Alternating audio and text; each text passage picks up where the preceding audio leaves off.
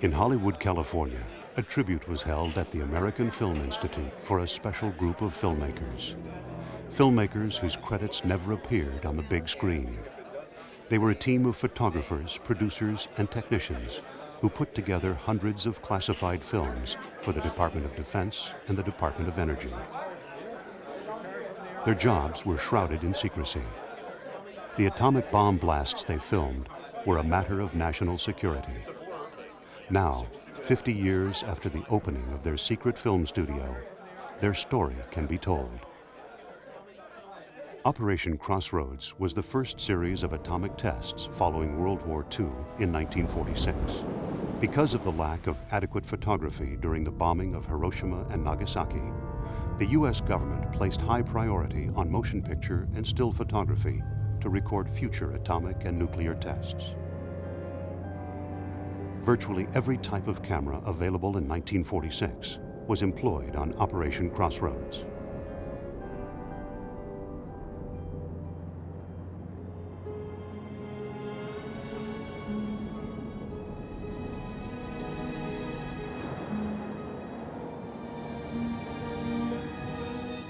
The cameras were positioned in fixed ground locations and in aircraft. In the air, camera platforms consisted of aircraft orbiting the target fleet. More than 1,500,000 feet of motion picture film and over 1 million still pictures were exposed during Operation Crossroads.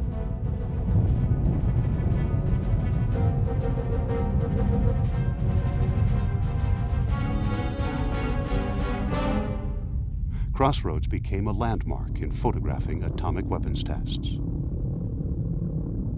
I was originally hired as a film editor on Operation Crossroads, which was before Lookout Mountain. That was the Abel and Baker shots in the Pacific. And then there was a 2-year gap there, and then they started this second series of tests. And I heard about it, and I asked if I could go back to work for them, and they said yes. So like in a typical military fashion, they sent me to MacDill Air Force Base in Tampa, Florida, while all the time they were getting ready to build this place in Laurel Canyon.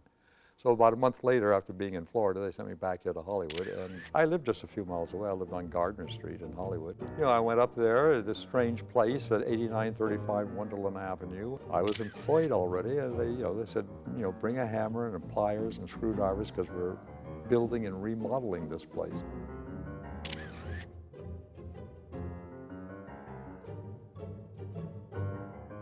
The officer who started Lookout Mountain went to SC Cinema School with 8 other guys, and he took them all up and started Lookout Mountain. And they worked on Crossroads and Sandstone before I ever got there. And then I worked on the very next test, was called Greenhouse in the spring of '51. Well, Lookout Mountain, we were located up Wonderland Avenue, and the neighbors thought we were building atomic bombs there. And so they were all suspicious of what we're doing because they would come and go at all times of the hours in strange-looking vehicles.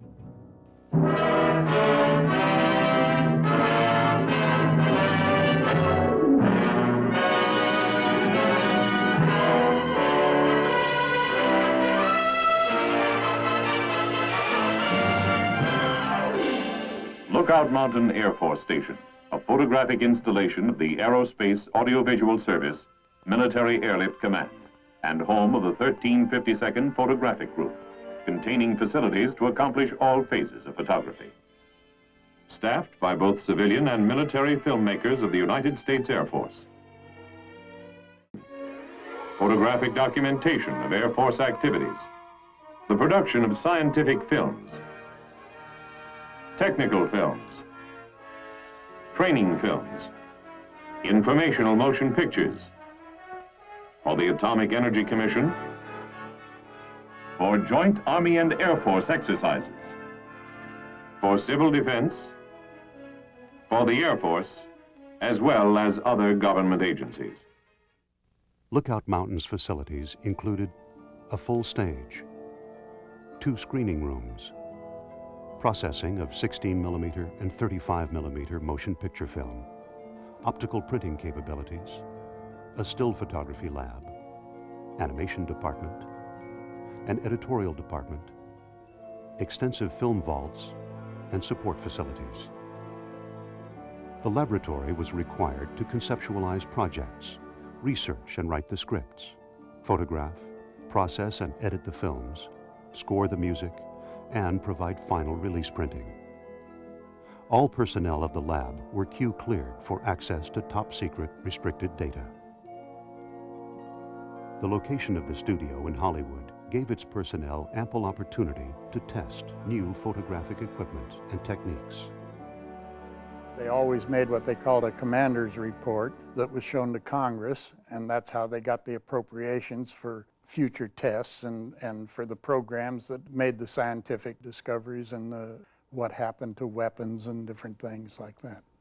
Lookout Mountain was charged with photographing all the nuclear weapons tests in Nevada and ENIWETOK and Bikini on film for documentary purposes. We documented every scientific program and every military program for the effects that were created by the weapon going off.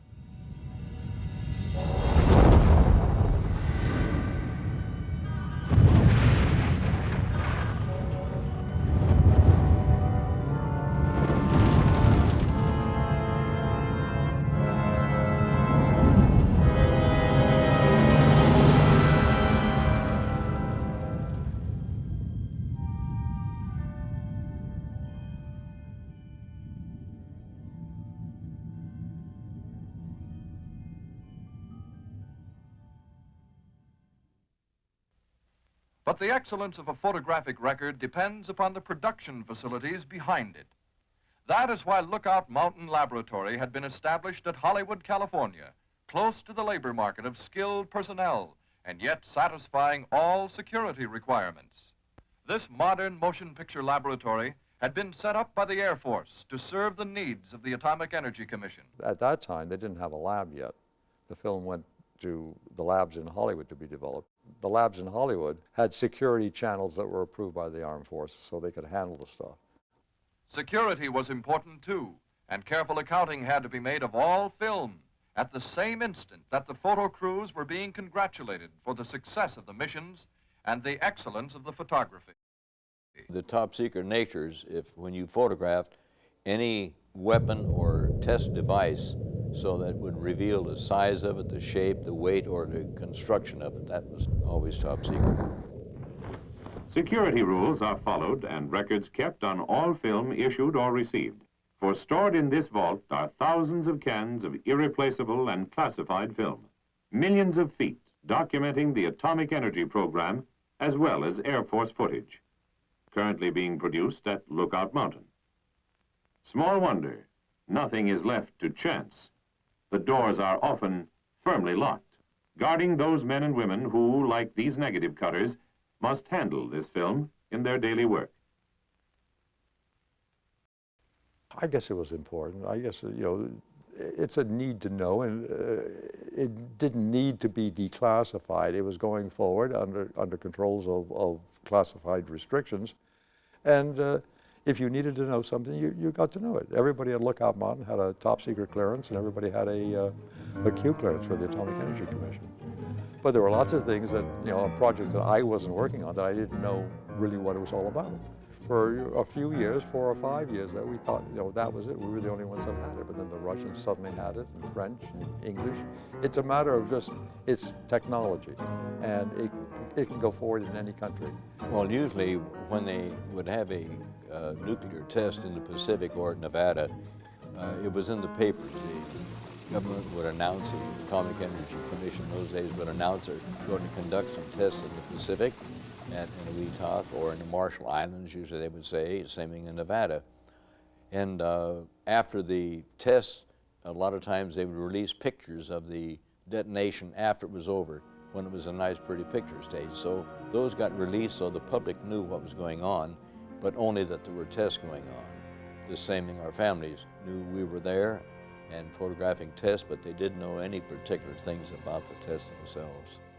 For what answers are found within a seemingly insignificant building, what happens behind the wire fences, what a man carries home with him, and for security's sake will not speak of, these things are vital to Americans everywhere. If you were driving from Los Angeles to Salt Lake City on U.S. Highway 91, you'd pass through St. George, Utah, population 4,562. Just a short way from the state line of Nevada. It's pre-dawn, 5 in the morning. Pretty deserted at this hour. Everything is closed down. Everyone's asleep. Everyone, that is, except a milkman. Been delivering over the same route for 12 years. Never missed a day. And a police officer patrols the lonely downtown beat. And another night owl keeps his place open 24 hours for tourists coming through. Since the rest of the town was sound asleep, only our night owl saw it, that great flash in the western sky. An atomic bomb at the Nevada test site 140 miles to the west. But it's old stuff to St. George, routine. They've seen a lot of them ever since 1951.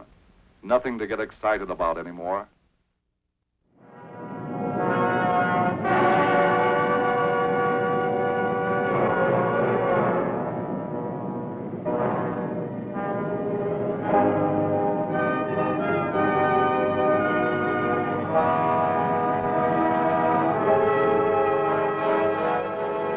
Nevada, USA.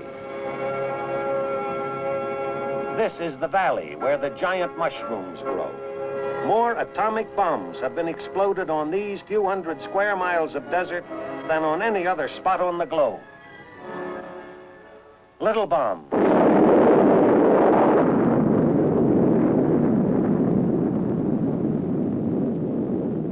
Big bomb.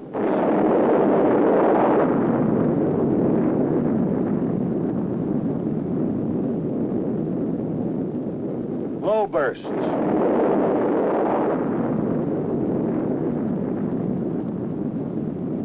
And high bursts.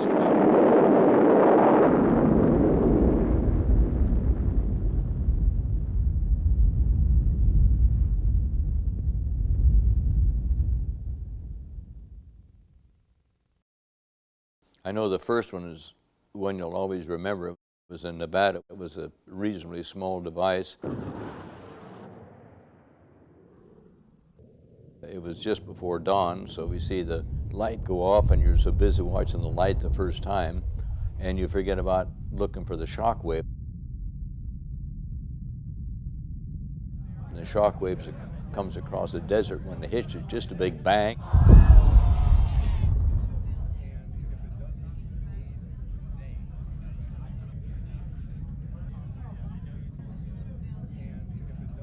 Dust rises up in the air, and you remember that one, and from then on you know it's coming, so there's no problem. The thing that surprised me, because I had never witnessed one in person before that one, was that you got an intense flash of heat for just a moment. And it was the heat from the explosion, and it traveled through the air. Of course, light travels the fastest, so you saw the flash and the bomb and the fireball, and then you felt the heat.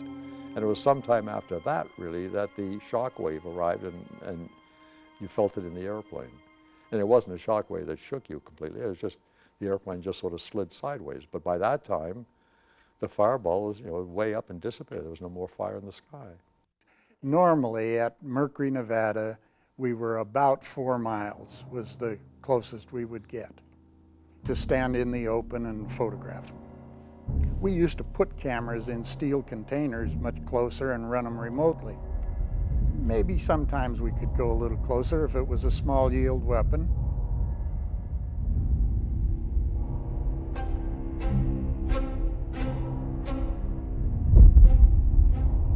The smaller the weapon, the closer you get. I think the troops I had on Tumbler Snapper were like 1.5 miles.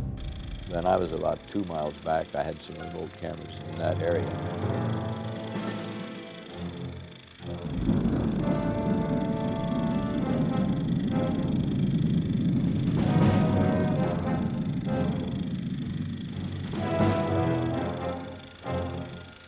You have to document everything. If you don't, you try to go back and remember, what did we do here? Or was this on the left or the right side? And the same way you set up a building, blow it apart, see what's being done, and where the building is affected or whatever you're testing, how is the stress applied to it.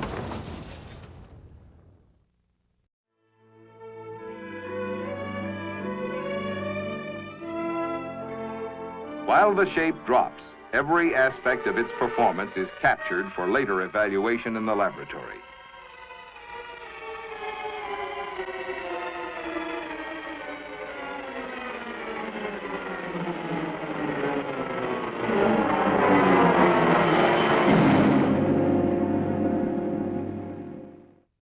A truism that everyone can't be everywhere at the same time applies particularly to atomic tests. It is impossible for all of us to be on hand at the test site, or all of us to ride in the dropped plane, or for any of us to be at ground zero at H hour. But there is a way to solve this problem, and that is with photography. A camera can take us into the very interior of a nuclear weapon as the weaponeer makes final preparations for detonation. It shows us ground zero as it appears from 25,000 feet on the final bomb run. It slows down the split-second birth of a nuclear blast so that we can apply a tape measure to it. The second test I went on in 1951, where our writer talked to the commander of the test, was saying what kind of good shots we can make, and he said, well, why can't we have an airplane follow behind the drop airplane, and the following airplane will be directly over the blast when it goes off. So then the boss said to me, he said, I got a good job for you. He said, you get in the nose of that airplane and take a picture of that bomb from right above it. So I did that 4 times. And the first time, they'd say bombs away, okay? And then they give you a count of how long it's going to be before the bomb goes off. And you wear a pair of big goggles that were a rubber frame with an almost opaque lens in it. And I thought, well, I got to keep steering the camera, and because the airplane's moving around. And so I'll wait till -1 and then I'll put on my goggles. And so the count gets down to about 3, and I reach up, and it goes to 2, and I go to 1, and I rip the lens right out of the goggles. It was a plastic lens. Panic set in, and I slapped my hand over my eyes, and when the flash went off, I could see the bones in my fingers.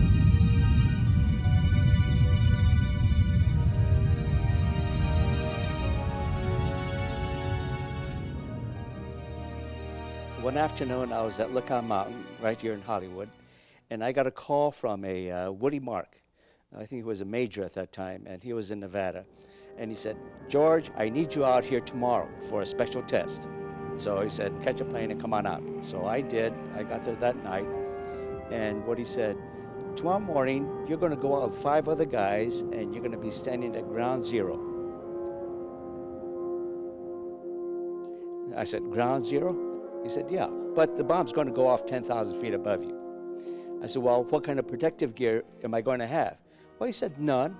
So I remember I had a hat, and so it was a baseball hat, so I wore that just in case. These 5 were scientists, and they volunteered to do so, but I wasn't a volunteer. I didn't find out until I got there. But anyway, we went out there the early morning, and sure enough, the test went off on schedule.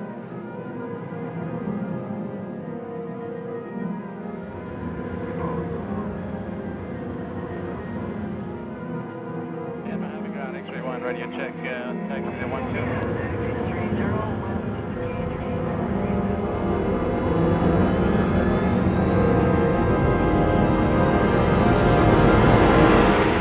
Bomb went off at 10,000 feet. We were told not to look up when the bomb goes off, but you could look up afterwards.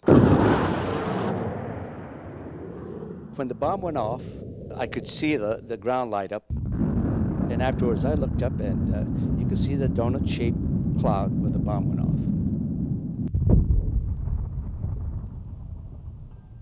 5 military observers stood directly beneath the burst, indicating the safety of interceptor nuclear rocketry to personnel on the ground below. It was on the first and only firing of the 280 millimeter Army cannon, firing a shell, a live atomic shell in Frenchman's Flat, Nevada. And when it went off at, I believe, about 500 feet above the ground, it appeared to have a double fireball. And that's the only one at Lookout that we've ever seen before or since. Seen here for the first time is original cinemascope photography of the detonation from the atomic cannon. The image has been letterbox formatted for your television screen. Lookout Mountain tested many technical innovations, including 3D photography, stereophonic sound, and VistaVision, often taking the lead in the latest advances in filmmaking.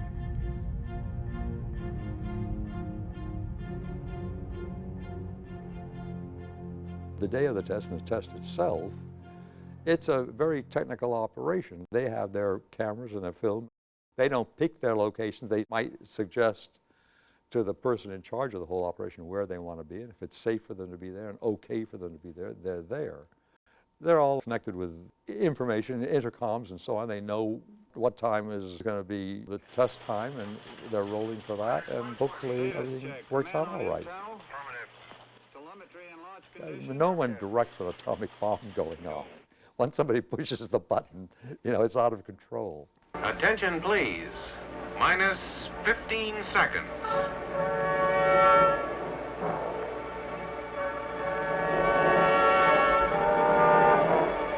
10, 9, 8, 7, 6, 5, 4, 3, 2, 1.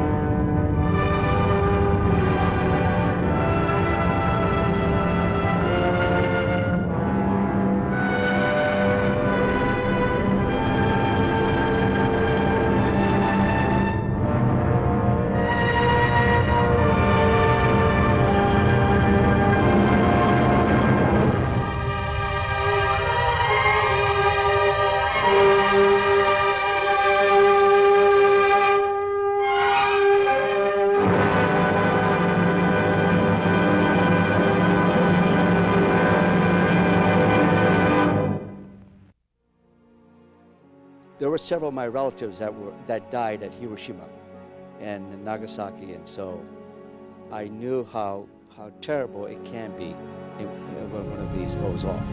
I had some of that foreknowledge. I had an uncle and an aunt who was at Nagasaki. I think they came into town that day for shopping or something, but coming into town, it just happened to be unfortunate.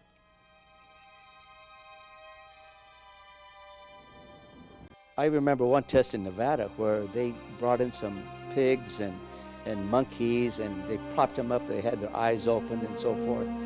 And I thought, this is how people, human beings, must have felt when the bomb went off, to have suffered.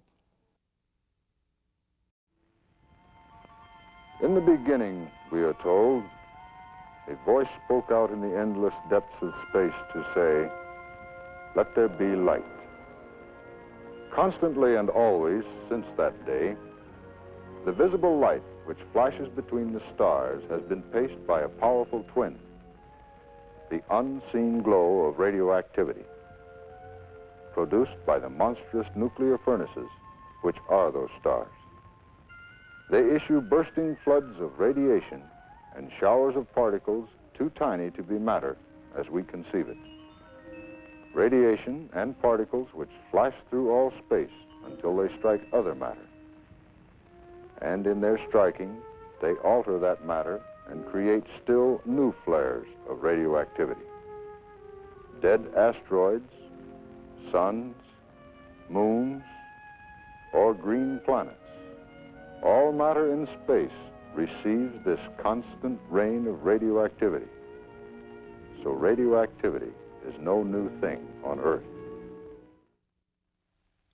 Returning after each mission, the photo crews were monitored to make certain that neither they nor their equipment had been exposed to dangerous fission products. You can be damaged by radiation, but all these people that were out there were, you know, hopefully put in safe areas, and precautions were taken so they wouldn't be overexposed to too much radiation.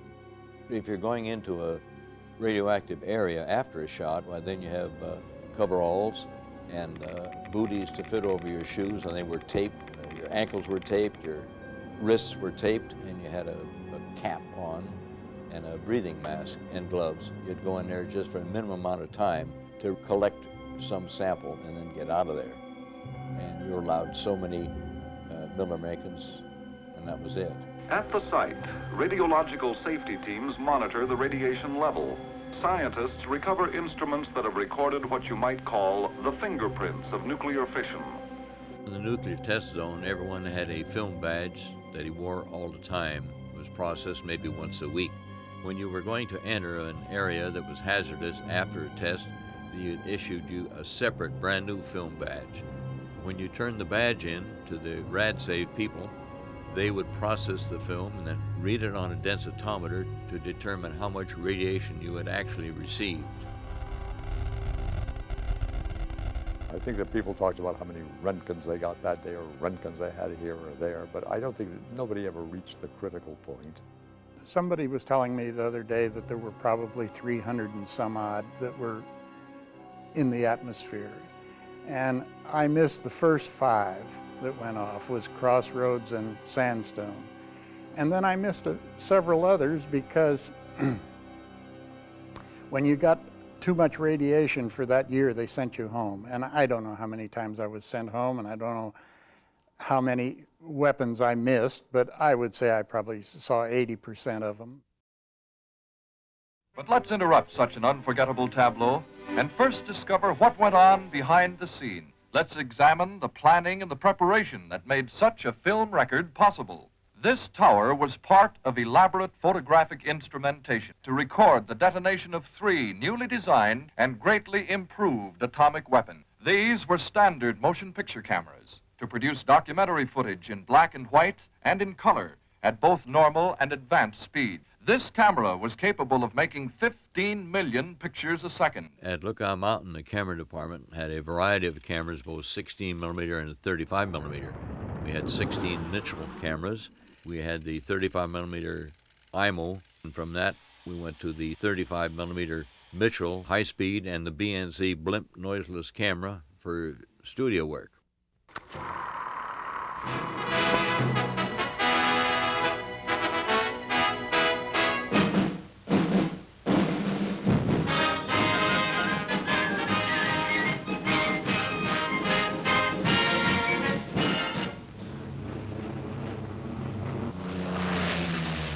on nearly every type of airplane which carries armament, flying with the pilot or gunner, and seeing what he sees when he aims his guns, is a third eye, the lens of the Army-Navy gun camera.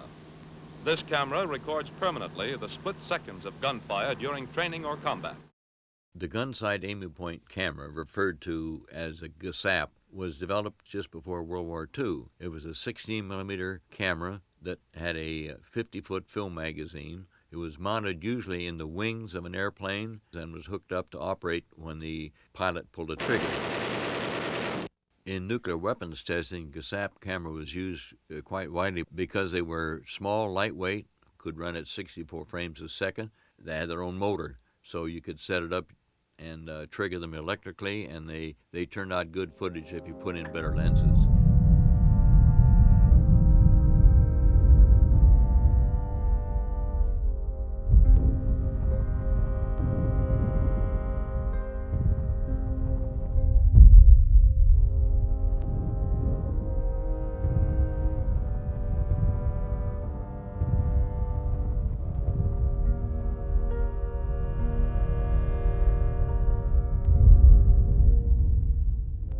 Gun-sight aiming point camera would be no more than maybe a mile away from the blast, and it took pictures of buildings coming apart and houses coming apart. When the blast was too strong, it just lifted the camera off its mount, and the camera kept taking pictures.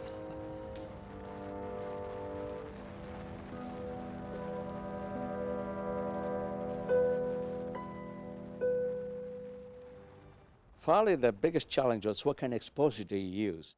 But really, whatever exposure you use, you're going to be okay because the light intensity goes way up and then it gradually diminishes. So whatever your exposure is, it's going to be okay because somewhere in there it's going to be correct.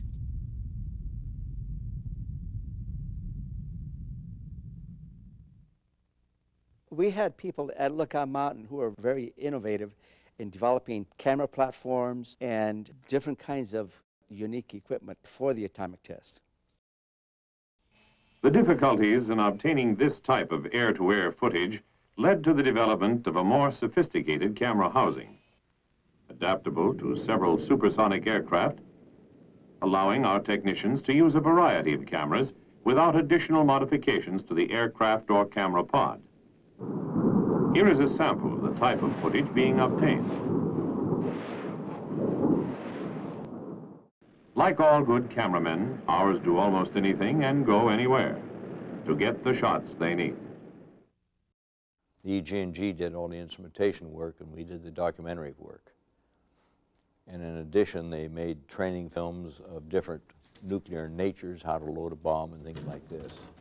Mostly the analytical type film was shot by an organization called EGG, and they did all the super high-speed stuff with timing and everything.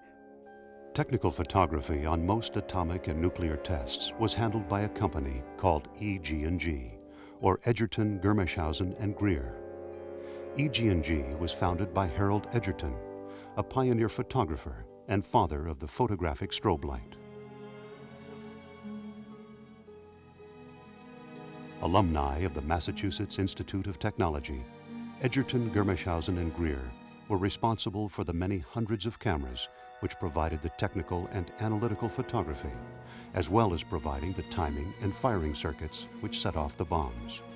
Charles Wyckoff, a member of the EG&G team, made valuable contributions to the creation of new cameras and film stocks to record the atomic blasts. In cooperation with the Eastman Kodak Company, Wyckoff developed a special black and white film which was resistant to the dangerous gamma rays of an atomic blast.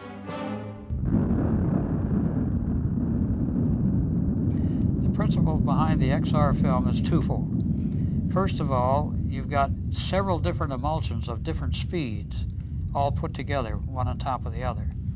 And when you develop it, of course, the density becomes very, very high. So in order to get away from that heavy density, I introduce color into the film, into each layer. And of course, color is a transparent thing. It's clear, it doesn't diffuse.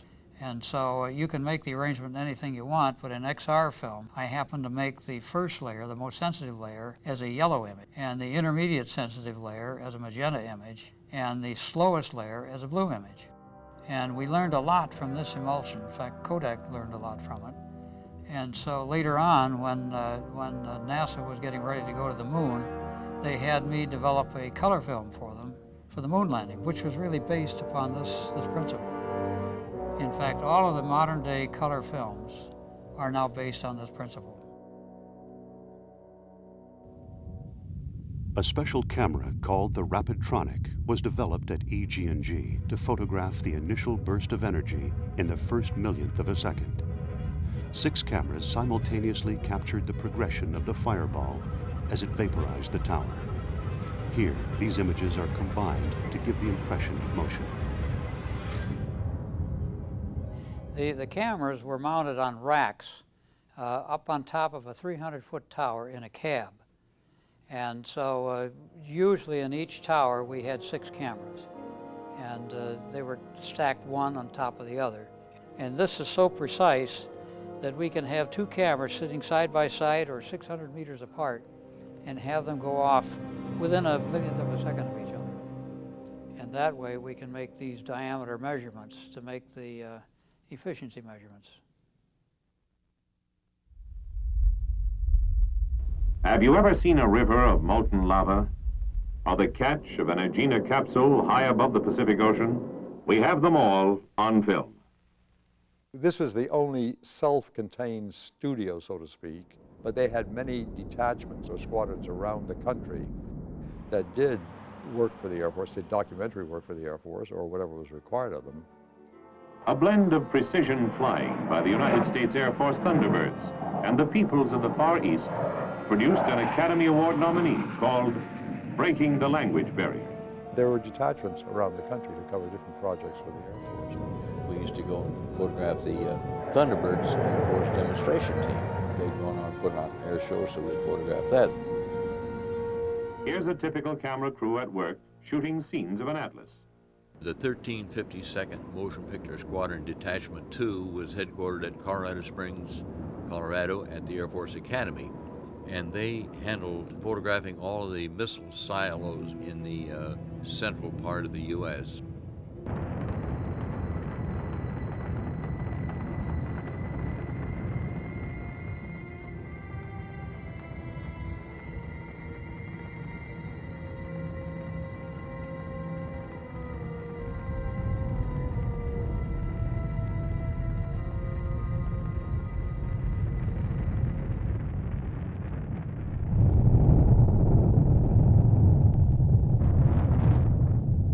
During joint exercises like Desert Strike and Polar Siege,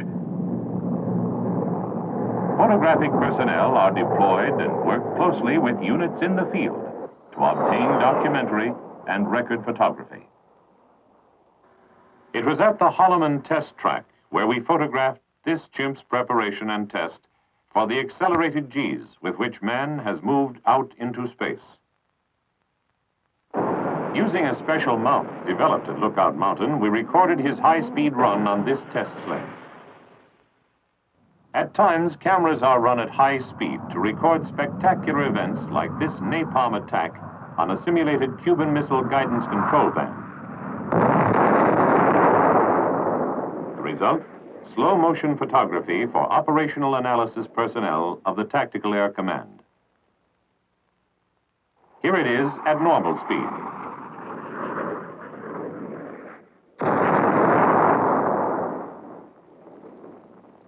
700 pounds of napalm per tank.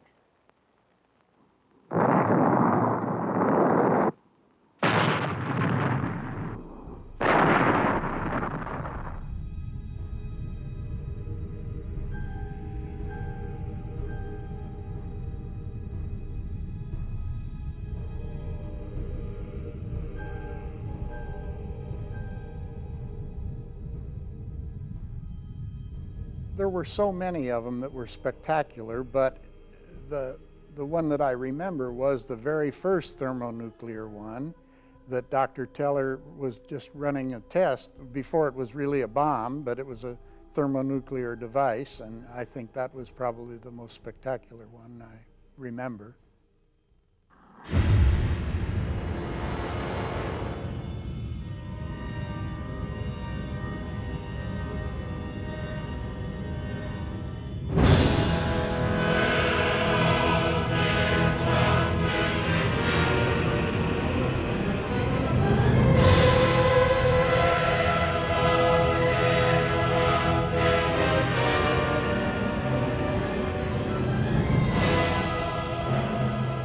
big weapons in the Pacific, we would sometimes be as far as 20 miles.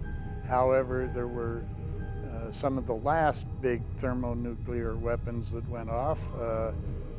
I was photographing B-57s flying as close as they could, was 4 miles, and then we'd have to turn and fly away from it as rapidly as possible so that when the shock wave got us, it wouldn't hit us broadside, it would hit us tail on and give us a shove.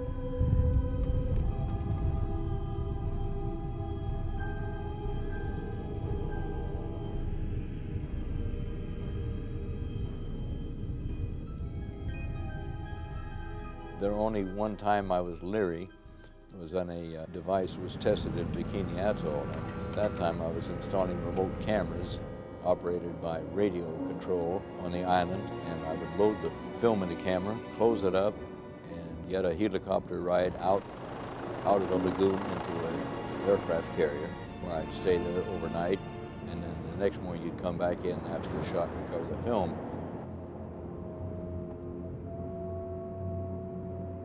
It got later and later, and the helicopter didn't show up to pick me up, and the guy that was working with me, and I thought, well, I don't want to stay here all night because it's going to be 4:30 comes around pretty quick, and they're on a roster.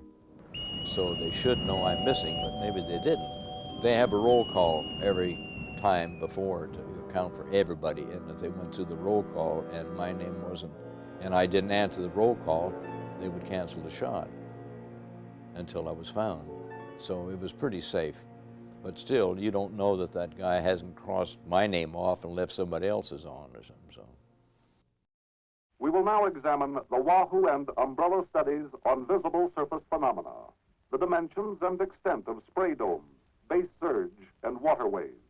I believe Wahoo and umbrella were the first two underwater shots that I ever observed close up. It was more amazing in some ways than an above-ground nuclear shot. The rockets were set up at various angles and fired before the shot so that by the time they reached surface zero area, they were staggered at different elevations. So when the shock wave came up through the water, they could tell how long it was for the shock wave to hit a certain rocket trail, which gave them the propagation rate of the shock wave. I was about 2.5 miles from them. The rockets went off, and then suddenly this gigantic column of water shot straight up into the air. And you're watching the waves come closer and closer to the ship, and at 2.5 miles, it's hard to judge how far away it was from surface zero. But suddenly the waves just washed over the ship, and you could then see how gigantic the height of that wave was.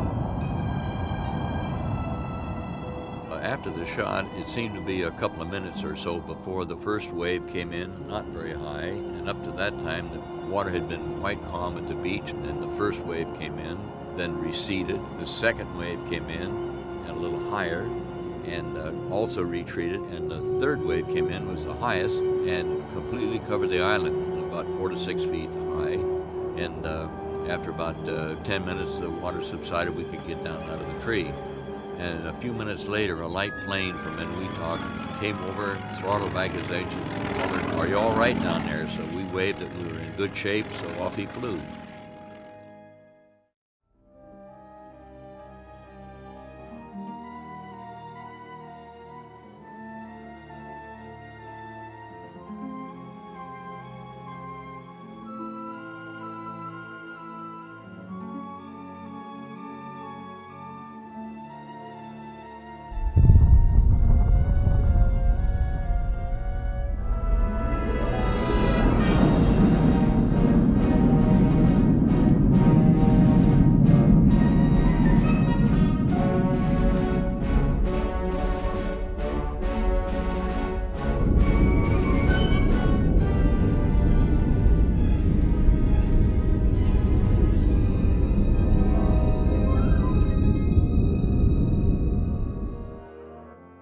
Most of the times in the Pacific, they would send the footage.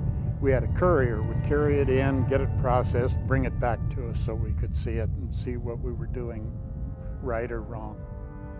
Because we were usually out there 3 months, you know, sometimes longer. On the last test, seems to me, it took us almost 8 months. because we were doing high altitude shots in the stratosphere to see what the effects would be of an atomic blast at super high altitude. And they blew up, one of the missiles blew up on the pad, and then we had to repair the pad, and then we had to go back out there and months later and do it again.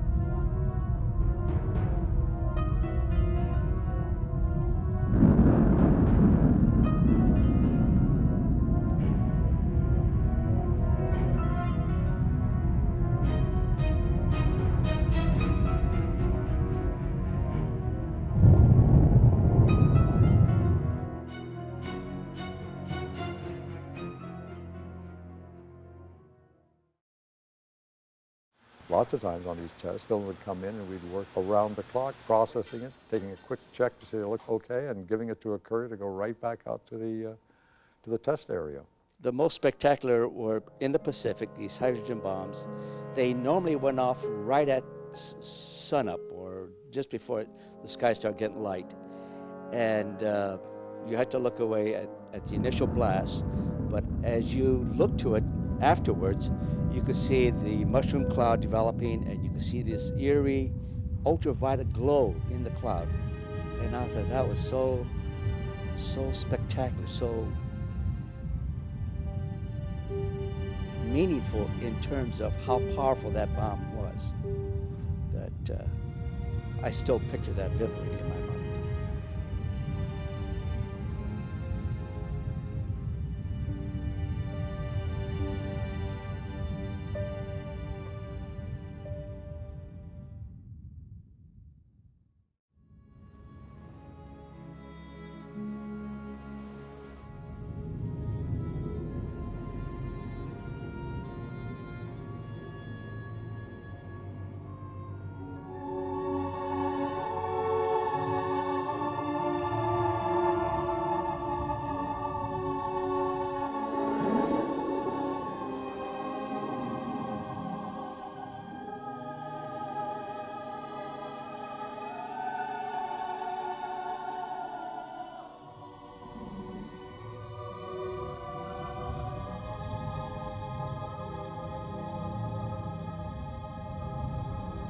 I think a lot of us felt that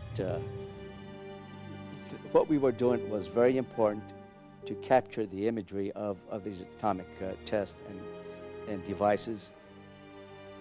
And it could be going down in history, that it could be preserved, and so people could see what some of the terrible things that it can do or cannot do. I think that things take a natural course, and they're going to happen anyway. You know, I think that Truman was absolutely right in using the bomb. It ended the war. I think it saved a lot of lives, not only people from our country, but people from other countries, Japan as well. And it did end the war. It was a horrible thing. The only thing is, you know, could he have asked them to drop a bomb 20 miles off the coast of Tokyo and tell the emperor to look out his window at that time and see what happens? They didn't do that, but it brought the war to an end. Knowing how dangerous it could have been, there's no need to take that kind of a chance, certainly, you know, now at my age. Things have changed since then. You know, it's, what, 50 years later? And who knows what will be our next problem? You don't know. You know, you don't have control of your life. So you never know what's going to come out. After all, Vietnam turned out to be a bigger problem for the country and the happy and unhappy people in it than atomic bombs were.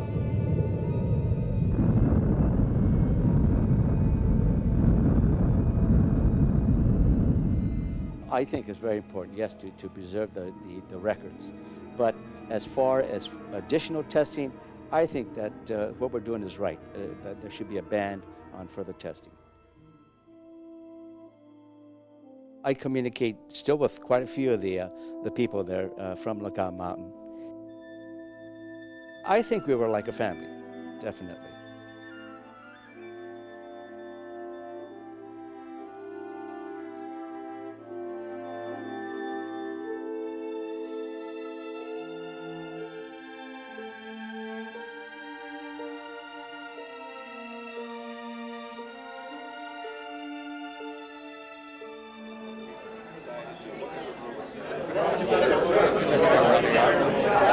Please, no picture.